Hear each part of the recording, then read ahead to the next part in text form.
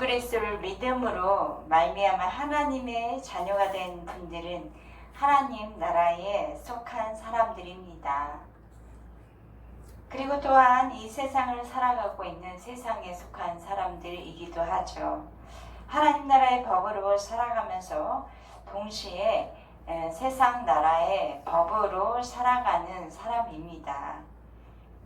그러므로 그리스도인들이 세상에서 어떻게 살아가야 하는지 구체적으로 알고 실천하는 일은 매우 중요합니다. 세상의 권세와 이 관계에 대해서 하나님의 자녀된 우리가 그리스도인답게 산다라는 것은 바로 무엇일까요? 어떻게 살아가는 것일까요? 오늘 말씀에서, 본문 말씀에서 세상에서 그리스도인답게 사는 것은 그리스도의 옷을 입고 살아가는 것이다. 그리고 그리스도의 빛을 전하는 삶이다 라고 증거하고 있습니다.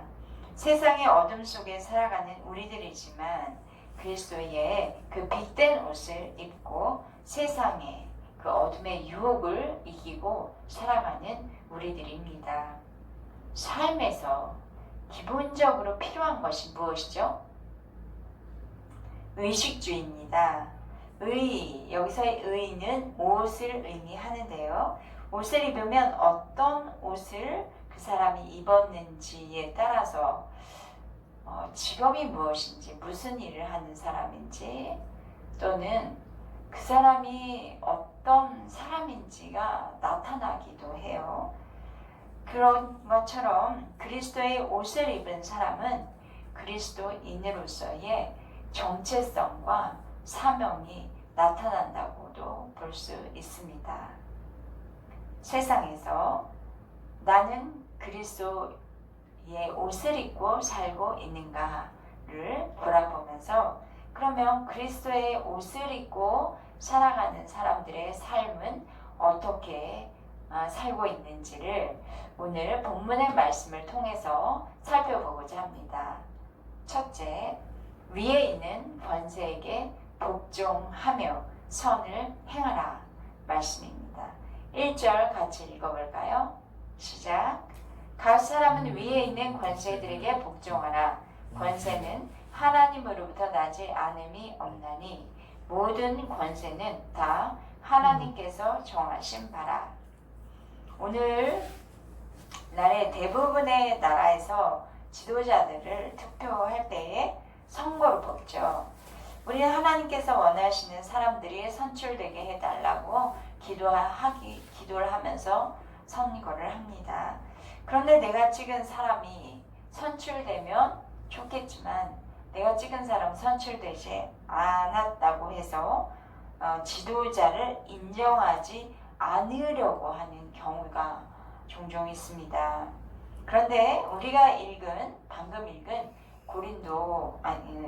로마서 13장 1절 말씀에서 내가 원하는 권세자가 뽑히지 않았을지라도 모든 권세는 누구에게서부터 나온 거예요? 하나님. 네, 다 하나님으로부터 나온 거라 다 하나님이 정하신 것입니다. 그렇기 때문에 위에 있는 권세들에게 복종해야 합니다. 그러면 로마서가 당시 이 말씀이 로마서가 쓰여진 당시 세계는 누가 권세자였는가? 로마라는 거대한 제국이 황제. 로마 제국의 황제가 권세자였습니다. 로마서는 사도 바울이 로마에 있는 그리스도인들에게 보내는 편지예요. 근데 바울은 로마서를 통해서 당시 로마에 있는 그리스도인뿐만 아니라 그 시대의 그리스도인들에게도 이 말씀을 전하기를 원했고요. 또 오늘을 살아가는 그리스도인들에게도 지금 현재적으로 말하고 있는 것입니다. 당시 로마 정부는 황제는 기독교를 박해했습니다. 박해로 인해서 수많은 순교자가 생겼습니다.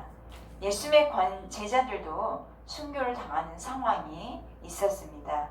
이런 상황에서 지금 바울이 전하는 말씀은 권세자들에게 복종하라 라고 말하고 있어요. 여기서 권세들에게 복종하라 라는 것은 예수님을 믿는 그 믿음을 저버리라? 그건 아니에요. 또는 로마 정부나 각 지역의 통치자들의 그 종교적인 강요에 그대로 따르라? 그 말씀도 아니에요. 예수님을 구세주로 믿는 믿음은 굳건하게 지키면서 그 외에 다른 일들에 대해서는 권세들에게 복종하라는 말씀입니다. 위에 있는 권세는 하나님께서 가장 정확한 방법으로 가장 정확한 시기에 친히 하나님께서 다루실 것이기 때문입니다. 그럼 그리스도인들이 권세들에게 복종하면서도 해야 할 것이 있다고 말씀하시는데 그것이 무엇인가 하면 선을 행하라 말씀입니다. 13장 3절 말씀 같이 읽겠습니다.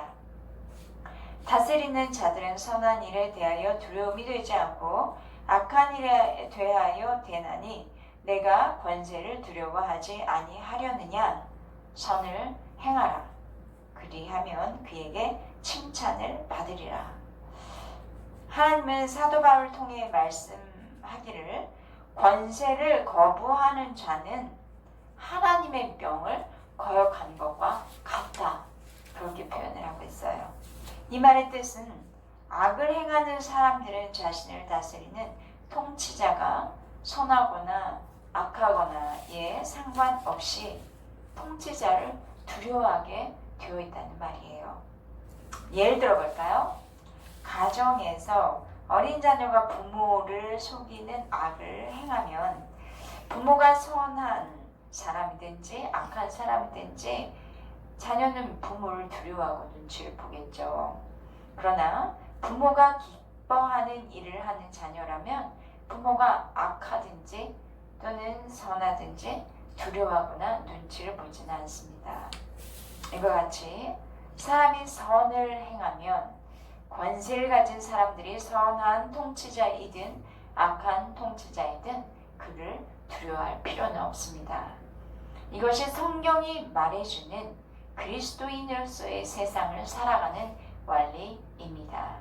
아무리 악한 통치자가 통치를 한다고 합시다.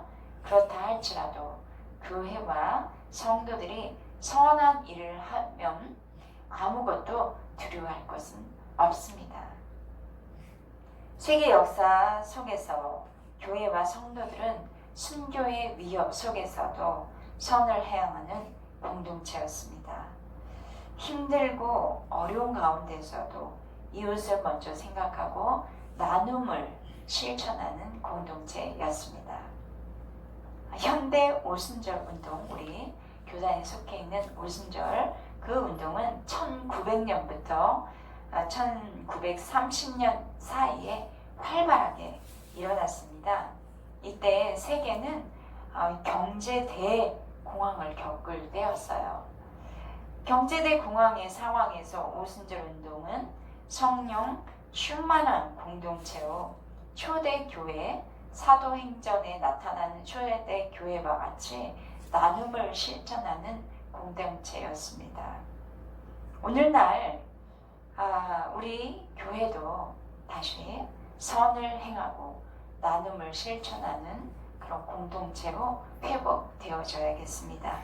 우리 위에 어떤 통치자가 권세를 잡더라도 우리는 성경이 말씀하시는 대로 선을 행하는 교회와 성도가 되기를 바랍니다.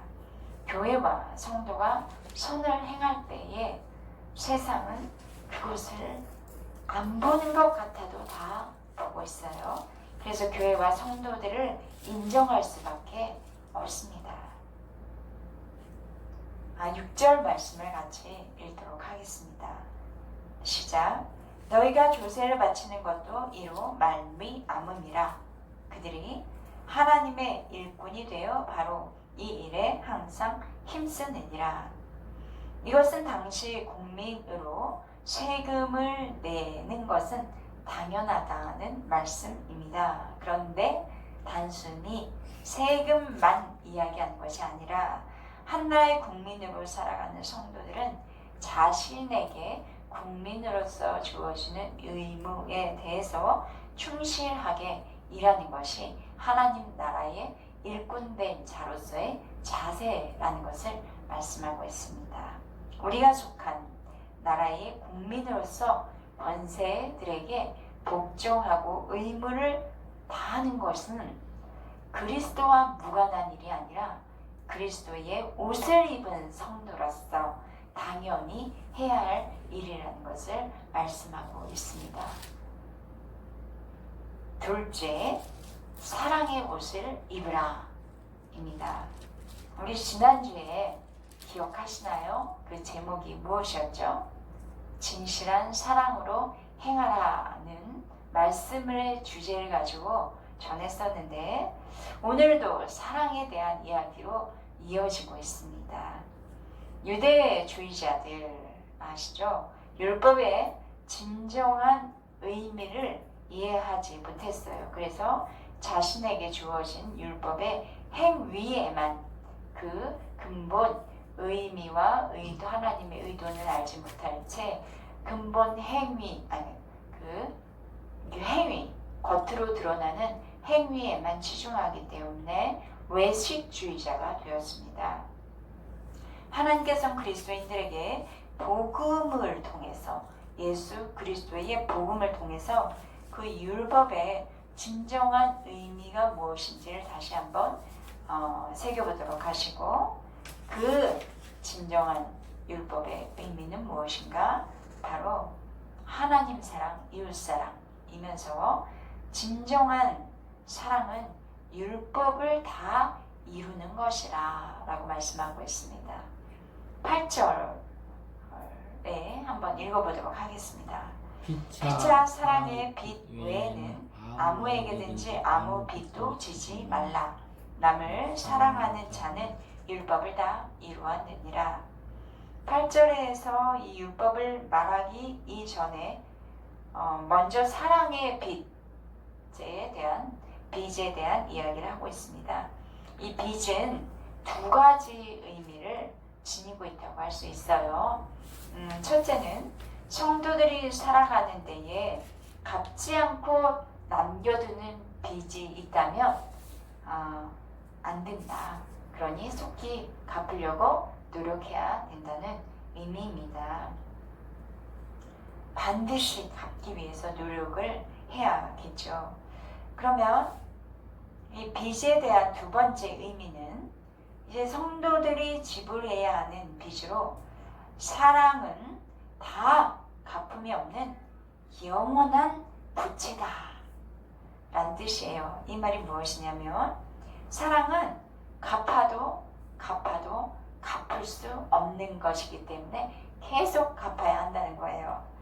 하나님께서 우리를 어떻게 하셨죠? 너무나 사랑하셨어요. 그래서 하나밖에 없는 독생자 예수 그리스도를 이 땅에 보내셨습니다. 그리고 예수님은 우리 죄인들과 함께 하시면서 죄인들의 모든 지불해야 될 값을 본인의 몸에 다 담으시고 십자가에서 계속해서 죽으셨습니다. 성령님은, 그 이후에 성령님은 보혜사가 되어 주셔서 우리의 연약함과 함께 하시며 내주하셔서 힘을 주시고 능력을 주시고 도와주셨습니다. 이렇게 성부, 성자, 성령 하나님에게 다 갚아도 갚을 수 없는 사랑에 빚진 자들은 바로 우리 저와 여러분들과 함께 모든 세상의 그리스도인들이라고 할 수 있습니다. 우리가 하나님에게 그럼 이렇게 사랑의 빚을 졌는데 갚아도 갚을 수 없는 그 놀라운 사랑의 빚을 졌는데 이 빚은 어떻게 하면 그래도 조금이라도 갚을 수 있을까? 그것은 바로 세상을 향해서 사랑을 베푸는 것입니다. 그것이 바로 하나님을 사랑하는 방법이에요. 우리가 하나님께 받은 사랑의 빚을 완전하게 다 갚을 수는 없지만 세상을 향해 사랑을 베푸는 것이 율법을 완전하게 이루는 것이다. 그렇게 말씀하세요. 하나님께 받은 사랑의 빚을 세상에 베풀고 세상에 실천함으로 율법을 이루어가는 그런 삶을 살아야 할 것을 말씀하십니다. 우리 9절을 함께 읽어보도록 할까요? 시작. 간음하지 말라, 살인하지 말라, 도둑질하지 말라, 탐내지 말라 한 것과 그 외에 다른 계명이 있을지라도 내 이웃을 내 자신과 같이 사랑하라 하신 그 말씀 가운데 다 들었느니라. 여러분도 아시는 분이 있지만 하나님께서 모세를 통해서 주신 십계명 1부터 4계명은 어떤 내용입니까? 간단하게 한마디로 하나님 사랑. 네, 하나님 사랑. 그러니까 신인 관계에 대한 말씀을 하시는 거고요. 이때 나 외에는 다른 신을 내게 두지 말라. 우상 만들어 섬기지 말라. 여호와의 이름을 망령되게 하지 말라. 안식을 기억하며 거룩하게 지키라는 말씀이죠. 이렇게 4계명은 하나님과 인간 관계를 이야기하고요. 5계명에서 10계명까지 내 부모를 공경하라, 살인하지 말라, 간음하지 말라, 도둑질하지 말라, 내 이웃에 대해서 거짓 증거하지 말라, 내 이웃의 집을 탐내지 말라. 이 6개의 계명은 무엇에 관계된 내용입니까? 이웃사랑. 네, 이웃 간의 관계, 그러니까 인관계, 사람과 사람의 관계에 대한 계명입니다. 이웃 사랑에 대한 말씀이에요. 이제 바울은 6에서 10계명까지 오늘 본문에는 말씀을 하고 있는데 이 모든 것, 또 다른 계명이 있다면 그것은 내 이웃을 내 자신과 같이 사랑하라는 것에 포함되어 있는 것이다. 그럼 간음, 살인, 도둑질, 거짓 증거, 탐내는 것, 이런 모든 것들을 공통적으로 좀 보니까 무엇을 위해서 이런 일을 하냐면 자기 자신을 위해서, 자기의 욕심을 위해서 타인에게 해를 가하는 그런 일들을 지금 보여주고 있어요. 그렇기 때문에 이웃을 사랑하되 자신을 사랑하는 것처럼 사랑하면, 그러니까 자기의 욕심을 위해서 다른 사람의 것을 탐내는 것이 아니라 타인을 위해서 자신의 것을 희생하여 사랑한다면 이 모든 것을 다 지키는 것이다 라고 말씀하고 있는 거예요. 우리가 그리스도의 그 사랑을 전하는 진정한 사랑의 성도라면 주님께서 우리에게 베풀어 주신 그 사랑을 세상에 전하고 나누며 살아가야 하는 것입니다. 여러분은 어떤 사랑을 실천할 수 있을까요? 오늘 그것에 대해서 깊이 좀 생각해 보시면서 오늘 하루 동안에 타인을 위한 사랑을 직접적으로 실천하며 나누는 그런 모범을 보이시기를 바랍니다. 어둠의 시대 사랑은 그리스도의 옷을 입고 행하는 것이에요. 어둠은 죄와 사망과 절망이죠. 그런데 빛은 그리스도의 옷, 빛된 그 옷은 사랑과 희망을 우리에게 전해줍니다. 오늘 살아가는 세상에서 그리스도의 옷을 입은 진정한 그리스도인으로서 사랑을 전하고 실천하기를 바랍니다. 그래서 율법을 완성해가는 저와 여러분 되기를 주님의 이름으로 축복합니다. 아멘. 셋째, 빛의 갑옷을 입자라는 말씀이에요. 이 빛의 갑옷은 주 예수 그리스도의 옷이 빛의 갑옷이다 라는 말씀입니다. 11절 같이 읽겠습니다. 시작. 또한 너희가 이 시기를 알거니와 자다가 깰 때가 벌써 되었으니, 자 이제 눈을 뜨고 깰 때가 되셨습니다. 이는 이제 우리의 구원이 처음 믿을 때보다 가까웠음이라. 바울은 그리스도께서 다시 오실 날이 점점 다가오고 있으니 그리스도인들이 이 시기를 알고 있기를 원했습니다. 이제 우리의 구원이 처음 믿을 때보다 가까웠어요. 그리스도의 재림의 날이 더 가까웠습니다. 그리스도의 재림이 가까워졌기 때문에 지금은 자다가 깰 때가 된 것입니다. 바울이 말하는 잠을 자는 때는 어둠의 시간이에요. 우리가 잠을 자는 것은 밤이며 밤은 어둠이 있는 시간이에요. 반면 깬다는 것, 눈을 뜬다는 것은 밝아서 빛이 임하는 시간이에요. 날이 밝았고 빛이 임했는데 아직도 자고 있으면 안 되겠죠. 시대적으로 지금은 잘 때가 아니라 깰 때가 되었습니다.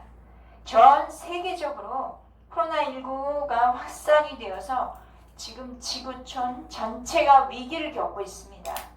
이런 시기는 잠을 자고 있을 때가 아니에요. 대부분 코로나19의 시기에는 모든 것이 멈추어져 있는 것 같고 그리고 다 주저앉아서 잠을 자야 될 것 같은데 아닙니다. 잠을 잘 때가 아니에요. 깨어 있어야 할 시기입니다. 지금 영혼이 잠을 자는 것은 하나님과 분리되어 있는 상태예요. 지금은 잠에서 깨어나 하나님과 하나 되어 정신 차리고 기도할 때입니다.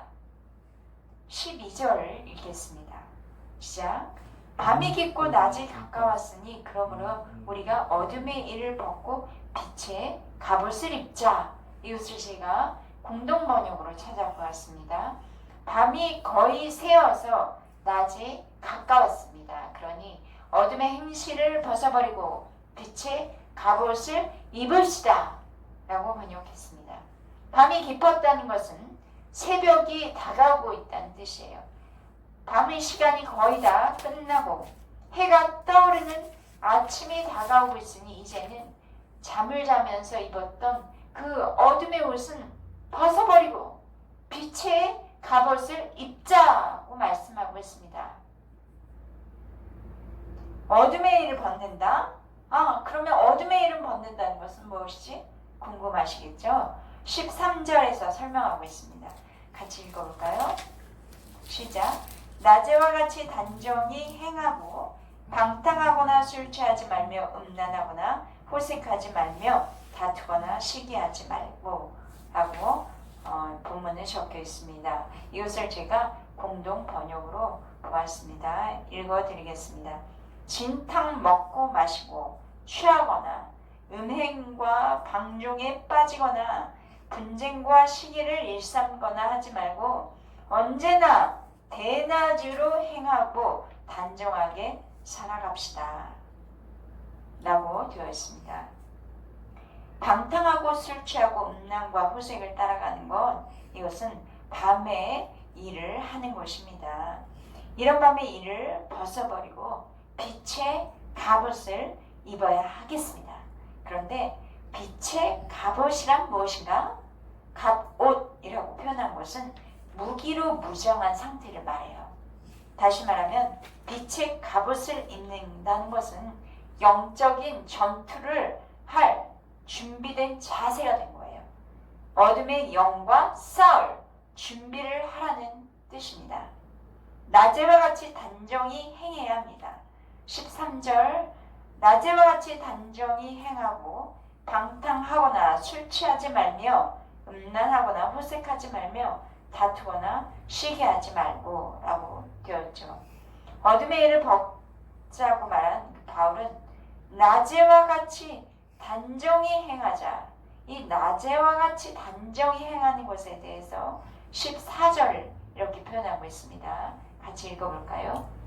오직 주 예수 그리스도로 옷 입고 정욕을 위하여 육신의 일을 도모하지 말라 설명합니다.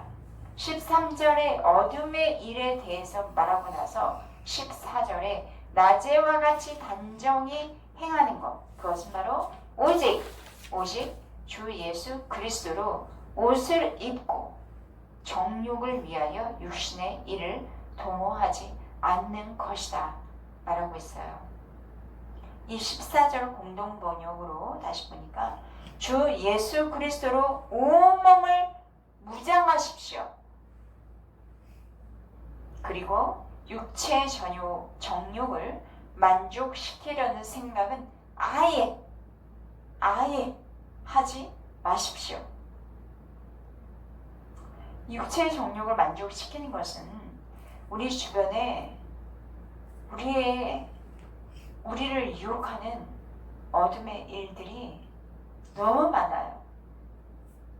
여러분, 몇 년 사셨습니까? 육체의 정욕을 만족시킨다는 게 무슨 의미인지 모르시는 분들은 없을 거예요. 다 그 유혹들을 받아보신 분들이 많이 계시죠. 물론 그 중에 한 사람은 저도 마찬가지예요. 이 어둠의 일들로 나의 시간과 에너지를 소모하고 나의 육체에 채우려고 하는 사람들 얼마나 많아요. 저도 물론 그런 사람 중에 하나였어요. 어둠의 일을 하면 육체는 즐거워요. 그렇기 때문에 유혹이라고도 표현하는 것 같아요. 그러나 그것은 우리를 영원한 어둠의 영역으로 끌어가는 것이기에 그대로 두면 안 됩니다. 뭐 별거 아닌데 그 좀 어때? 그렇게 두어서는 안 됩니다. 적극적으로 또는 하나님을 믿음으로 적극적으로 벗어버리셔야겠습니다. 그리고 오직 그리스도로 옷 입고 어둠의 일을 물리치기 위해서 빛의 갑옷을 입어야겠습니다. 여러분, 그리스도의 옷을 입은 성도로서 우리는 세상 나라 속에서 세상 나라가 주는 의무를, 책임을 간과하면 안 되겠죠. 마땅히 해야 할 일을 하되 선을 행하는 굉장히 고차원적인 삶이라고 할 수 있는데요. 그 가운데서 선을 행하는 사랑의 빚진 자가 된다. 사랑의 빚진 자로서 사랑을 실천하는 것이 선을 행하는 것이겠죠.